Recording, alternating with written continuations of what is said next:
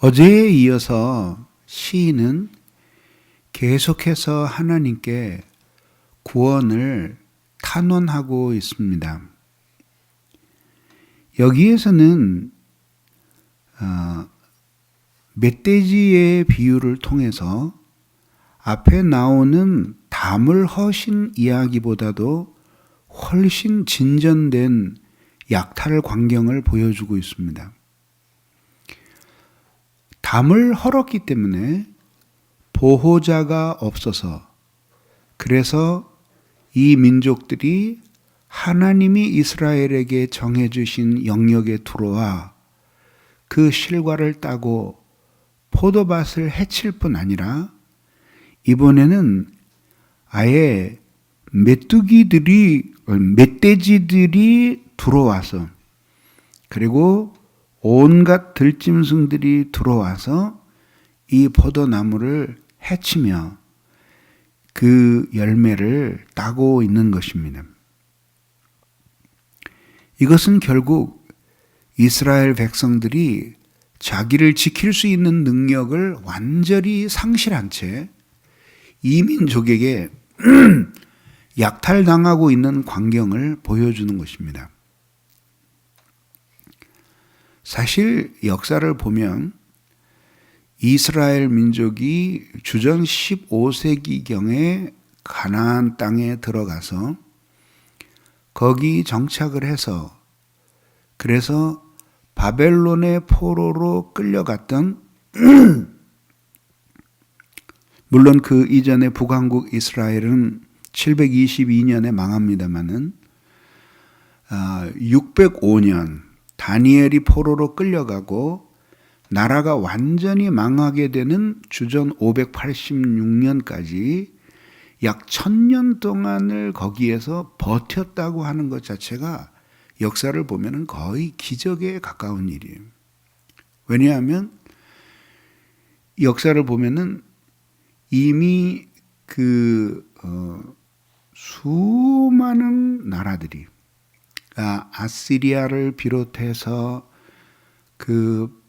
신바빌론, 그 다음에 메디아, 페르시아, 이런 나라들이 수없이 주변에 일어나면서 정복과 전쟁을 벌였고, 그 속에서 손톱만한 나라가 살아남았다는 것 자체가 정말 놀라운 기적에 가까운 사건이었습니다.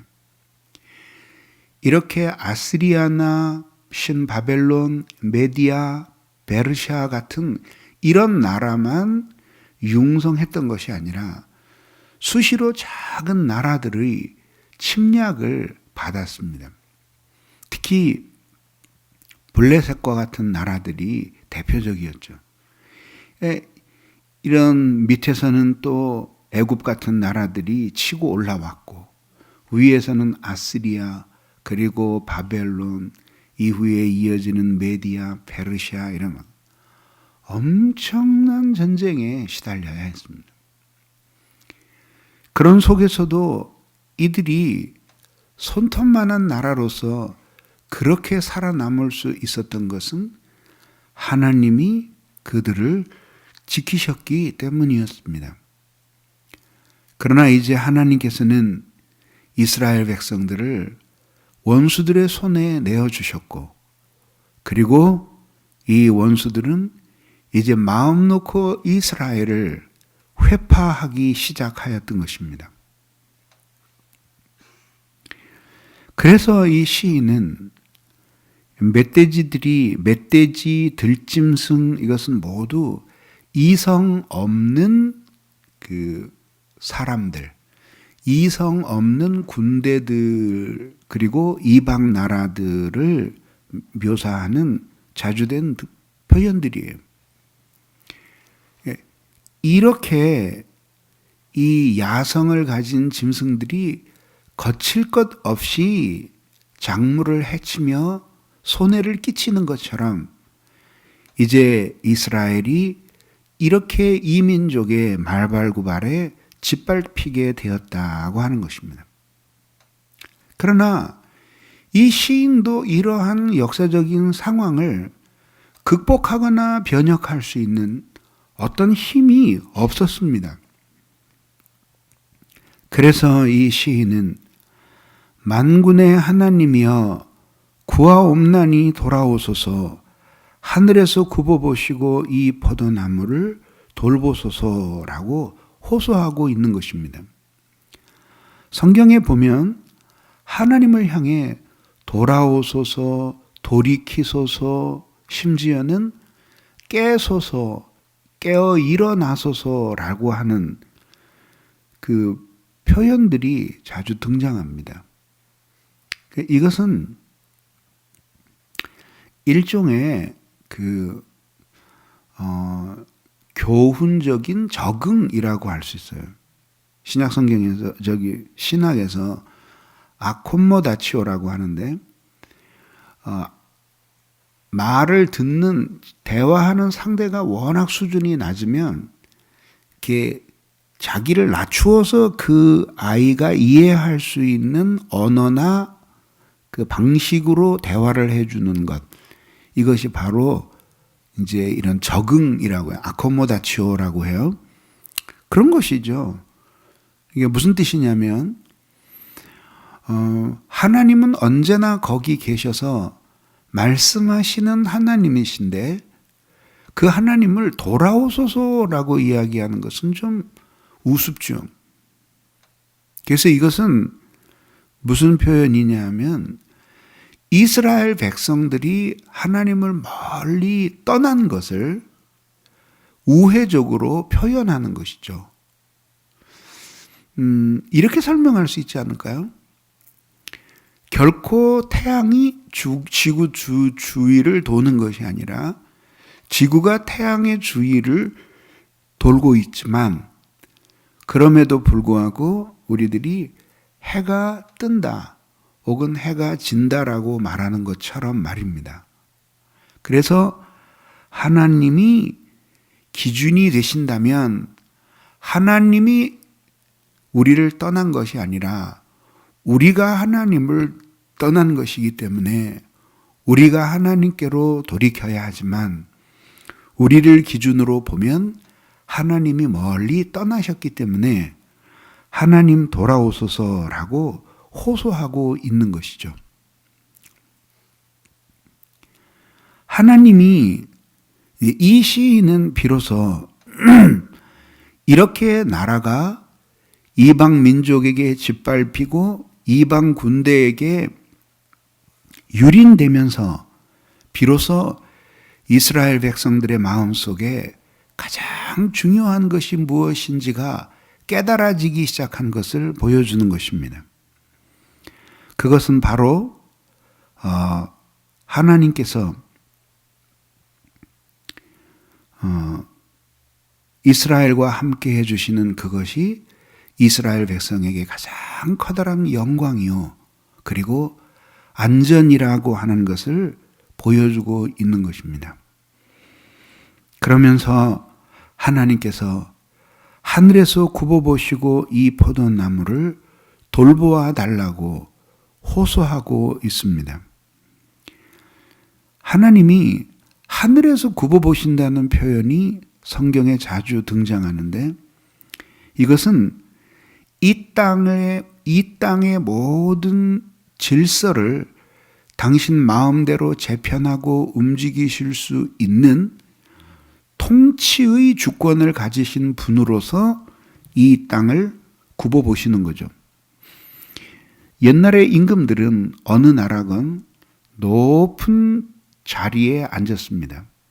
그리고 당연히 신하와 모든 백성들은 그 높은 용상 아래에서 모두 부복하고 왕은 그 높은 보좌 위에서 눈을 아래로 향하여 굽어 살피며 그러며 나라를 다스렸습니다.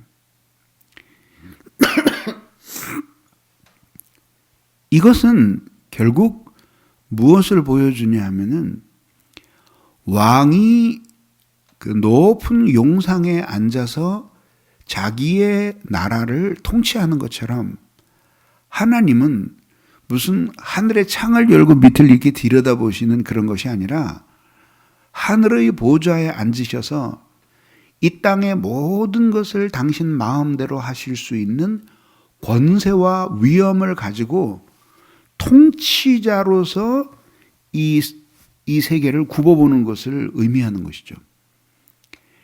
이렇게 하나님이 능력과 주권을 가지신 분으로서 당신의 통치를 받는 세계를 주목하실 때 두 가지 현상이 일어나겠죠. 그 통치의 질서에 굴복하지 않는 사람들에게는 하나님이 그렇게 굽어보시는 것이 커다란 두려움과 그리고 심판의 의미를 가지게 될 것이고, 억압받고 고통받는 자기를 사랑하는 백성들에게는 원한을 풀어주고 원래의 사물들의 질서대로 돌아가 그들을 하나님의 통치 아래 행복하게 해 주신다는 표징이 되겠죠. 그런 점에서 하나님이 굽어 살피시는 것은 질서의 변혁을 의미하고, 하나님이 이 모든 세계를 굽어 살피시는 왕권을 행사한다는 것은 하나님을 경외하고 그 뜻대로 사는 사람들에게는 신원의 날이요, 그렇지 않은 사람들에게는 심판의 날이 되는 것이죠. 이것이 여호와의 지상 통치가 가지고 있는 이중적인 국면이에요. 이와 유사한 말로서 하나님이 당신의 얼굴로 대면하신다는 표현이 나옵니다. 이것도 악인에게는 하나님을 대면하는 것이 심판을 의미하지만 하나님의 뜻대로 살고자 하는 언약 백성들에게는 하나님이 직면하신다는 이것이 하나의 은총에 대한 기대 혹은 상징이 되는 것이죠. 이처럼 하나님께서는 이 세상을 굽어보시고, 그리고 특별히 이 세상 중에서도 이 포도나무, 하나님이 택하신 이스라엘, 하나님의 나라, 하나님의 교회를 돌아보아 달라고 호소하고 있는 것입니다. 오늘 새벽에 왜 하나님이 그 이스라엘을 이 포도나무에 비유하셨을까, 이런 생각을 했습니다. 그런데 성경에 보면은, 이 이사야 5장에 보면은 하나님이 이스라엘을 포도원이라고 부르시고, 그리고 그 포도원을 삼으신 것이 의와 공평의 열매를 바라셨기 때문이라고 우리에게 가르쳐주고 있습니다. 포도나무는 아다시피 많은 열매를 맺습니다. 정확히 기억은 안 나는데 1m 올라가면 12m까지 가지가 뻗어나갔다고 했고, 특별히 이스라엘에서는 이 포도 농사가 아주 잘 되었습니다. 에스골 골짜기 같은 데서는 지금은 모르겠는데 100년 전에 나온 120년 정도 전에 나온 주석에 의하면 그 당시에도 4.5kg짜리 포도 한 송이에 4.5kg짜리가 있었다고 합니다. 그러니까 지금도 이스라엘에 가면 아주 질이 좋은 포도주들을 싸게 팝니다. 결국은 이 포도나무는 이스라엘 백성들에게 의미하는 첫 번째는 열매예요. 그러니까 하나의 나무에서 상상을 초월할 정도의 많은 열매를 맺는 거예요. 그러니까 그런 점에서 하나님이 이스라엘을 포도나무로 부르신 것은 이방 백성들에게서는 발견할 수 없는 하나님의 성품에 합당한 그 열매를 기대하신 것이죠. 의와 공평, 그리고 자비와 사랑, 이런 그 열매를 많이 맺게 되기를 하나님이 원하셨던 것이죠. 하나님의 백성, 그리스도의 교회는 하나님 앞에 선을 행함으로 모든 이방 백성들 앞에서 영광을 돌려야 하는 것은 사실이지만, 그러나 하나님의 백성들의 존재, 하나님의 나라의 존재는 이 세상에 있는 불신자들에게 감동을 주거나 미담거리를 만들기 위해서 존재하는 것은 아니에요.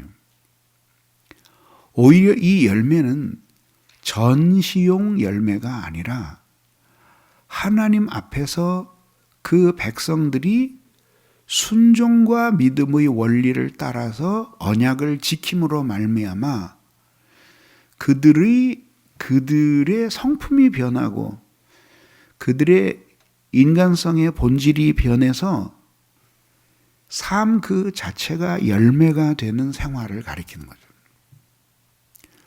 반드시 위대하고 놀라운 일, 이 세상이 깜짝 놀랄 만한 역사적으로 위대한 일들만을 의미하는 것이 아니라, 그렇게 한 포도나무에서 계달한 줄기가 뻗어 거기에서 수없는 포도나무 열매가 매달리게 되듯이 하나님의 은혜의 뿌리를 박은 백성들이 그들의 본성이 변하여서 이 세상에 만나는 모든 사람들과의 관계 속에서 그렇게 인격적으로 삶에 있어서 거룩함의 열매를 맺는 것이 바로 하나님이 기대하시는 것이기 때문에 이스라엘 백성을 포도나무로 비유하신 것이죠.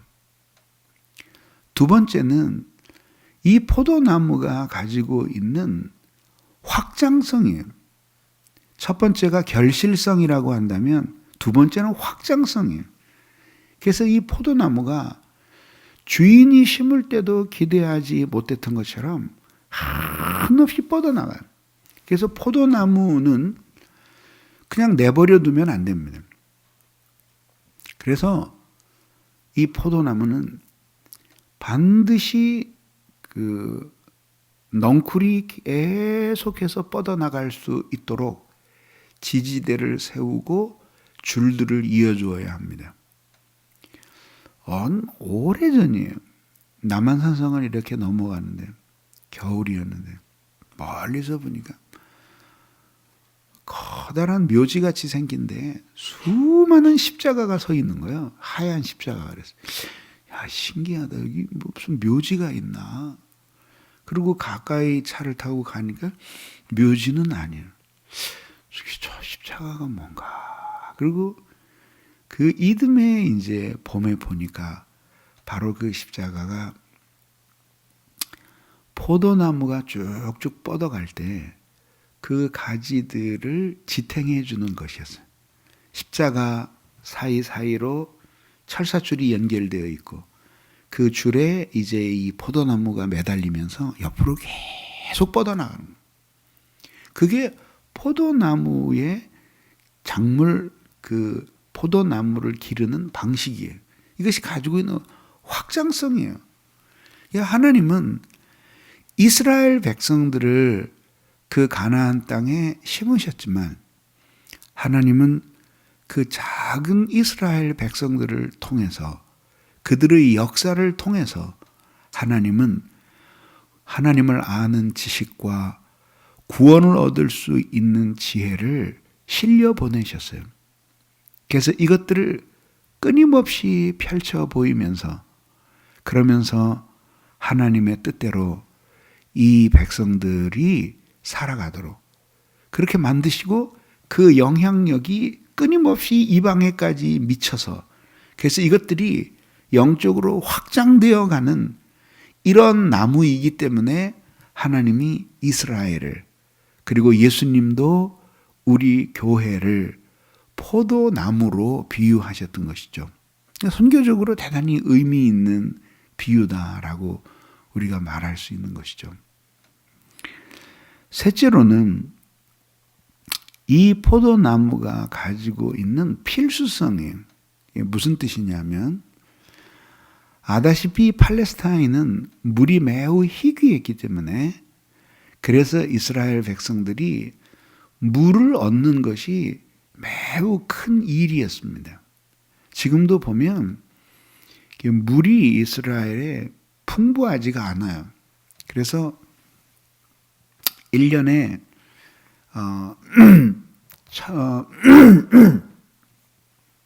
1년에 100mm 이하의 이 그 강수량인 곳이 굉장히 많고 한 지역이 좀 풍부해서 헐몬산 아래로 거기에서 내려오는 물들로 이제 하는데 그래서 이 관계 시설을 아주 잘 해놨습니다.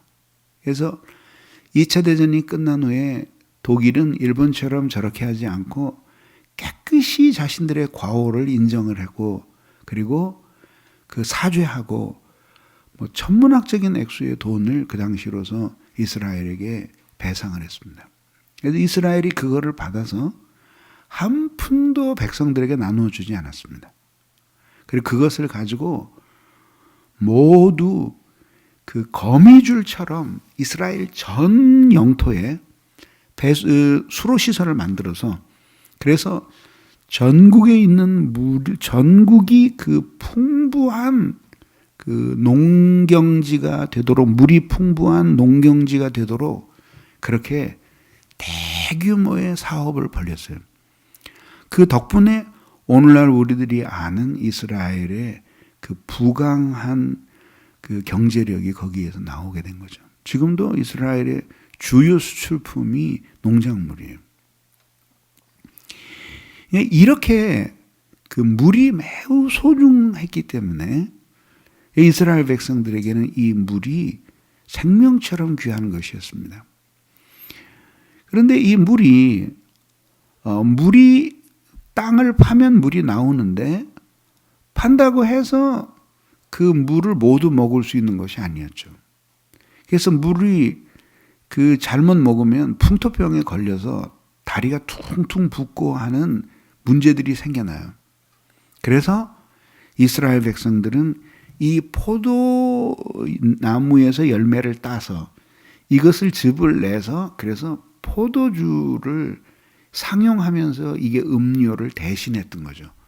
그래서 예수님이 나는 너희를 위한 생명의 떡이요 이렇게 말씀하실 때 그 떡과 함께 등장하는 것이 포도주예요. 그러니까 이것은 우리로 말하자면은 밥이고 포도주는 우리로 말하자면 물처럼 이렇게 우리의 생명을 유지하는 데 있어서 필수적인 그 무엇을 가리키는 것이다. 이런 말씀입니다. 그러면 이게 무슨 뜻이냐? 물론 하나님은 이 세상에 있는 어떤 피조물에도 당신이 의존하시는 분이 아니시지만 당신이 이 세상을 창조하시고 이 창조된 세계 안에 당신의 그 목적을 구현해 가시는 데 있어서 이스라엘이 그렇게 필수적인 존재였다는 것을 보여주는 거죠. 우리 인간에게 물이 꼭 필요하듯이 물이 우리보다 위대한 것은 아니지만 물이 꼭 필요하듯이 하나님이 이 창조하신 세계 안에 당신의 창조 목적을 드러내 보여주시는 데 있어서 이스라엘은 그렇게 소중한 존재였기 때문에 하나님께서 이 이스라엘을 포도나무로 비유하신 것입니다. 이러한 기도는 오늘 우리에게 교회를 위해 적용될 수 있다고 생각해야 합니다. 그래서 하나님이 이스라엘 백성들을 포도나무로 여기셔서 돌보고 지키셨던 것처럼 또한 우리들도 그렇게 지켜서 하나님이 돌보아 주시도록 그리스도의 교회가 멧돼지와 들짐승들에 의해서 짓밟히고 먹히는 일이 없도록 하나님이 친히 당신의 교회를 다스리고 통치해 주시도록 그리스도의 교회를 매일 깨끗게 하시고 온전하게 하시고 죄인들을 날마다 고치셔서 새롭게 하셔서 그래서 우리 모두 부족한 사람들이지만 우리들이 주님 안에서 점점 더 온전하게 되어서 그리스도의 충만한 영광이 당신의 교회에 나타나기를 기도하여야 한다고 하는 것입니다. 기도하겠습니다. 사랑이 많으신 하나님 아버지, 오늘 저희들도 구하옵나이다.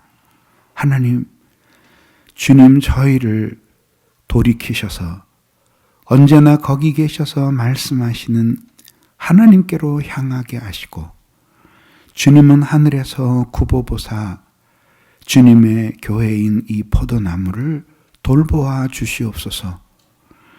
그리스도의 교회를 온전케 하시고 악한 원수들이 해치며 무너뜨리지 않도록 하나님께서 붙들어 주시옵소서. 저희들이 하나님 앞에 날마다 주님의 말씀과 은혜로 온전한 자들이 되게 하사 우리로 말미암아 그리스도의 교회가 섬김을 받게 하시고 주님의 은혜로 그리스도의 교회를 점점 더 온전케 하사 우리로 순수한 사랑으로 섬김으로 주님의 교회를 세워가게 도와주옵소서. 그리스도의 이름으로 기도하옵나이다. 아멘.